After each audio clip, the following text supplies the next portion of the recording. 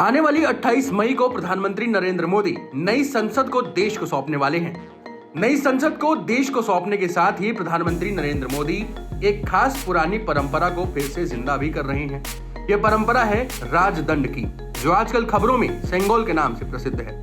Speaker की कुर्सी के पास इसे स्थापित किया जाना है। हमने आपको पहले ही बताया था कि पंडित नेहरू ने आजाद भारत की सत्ता हासिल करने से पहले इस परंपरा को अपनाया था और लॉर्ड माउंटबेटन से सेंगोल हासिल कर देश की सत्ता हासिल की थी। अब पीएम मोदी इसे लेकर आ रहे हैं। हम आपको इस सेंगोल के बनने की कहानी बता रहे हैं कि इसे किसने बनाया था, कैसे बनाया था और कितने रुपयों में इसे तैयार किया।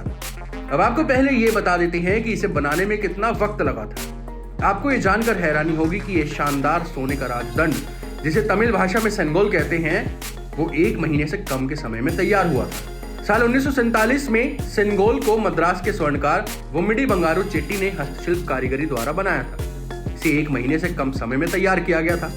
टाइम्स ऑफ इंडिया की रिपोर्ट के मुताबिक इसके लिए वुम्मिडी बंगारू चेट्टी को 15,000 रुपए मिले थे।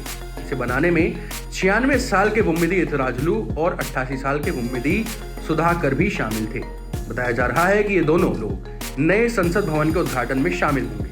14 अगस्त 1947 को सत्ता के हस्तांतरण के वक्त 3 लोगों को विशेष रूप से तमिलनाडु से दिल्ली लाया गया था। ये थे अधिनम के उप महायाजक नाद स्वरम वादक राजरथिनम पिल्लई और ऊथुवर, जो सेंगुल लेकर दिल्ली आए थे। वुम्मिदी इथराजुलू ने उस वक्त को याद करते हुए बताया कि अधिनम किसी की सिफारिश के लिए हमारे पास सेंगोल को बनाने का न्योता लेकर आए थे।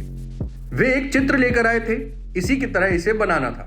ये एक महत्वपूर्ण स्थान पर जाना था। ऐसे में अच्छी क्वालिटी भी जरूरी थी।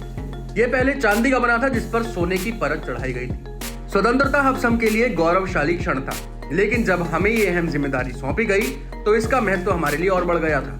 अब आपको ये बताते हैं कि पंडित नेहरू ने कैसे माउंटबेटन से इसे अपनाया था। मठ प्रमुख ने उप प्रमुख को दिल्ली जाकर सेंगोल सौंपने का दायित्व सौंपा। ये लोग एक विशेष विमान से दिल्ली पहुंचे। 14 अगस्त की रात रीति अनुसार लॉर्ड माउंटबेटन को यह सौंपा गया। माउंटबेटन से इसे फिर से लिया गया और इसे पवित्र किया गया। इसके बाद इसे जवाहरलाल नेहरू के पास ले जाया गया।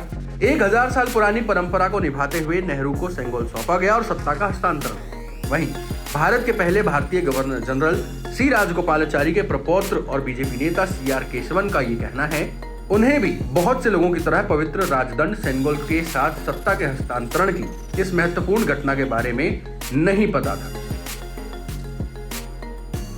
Times now of Bharat digital originals की रिपोर्ट।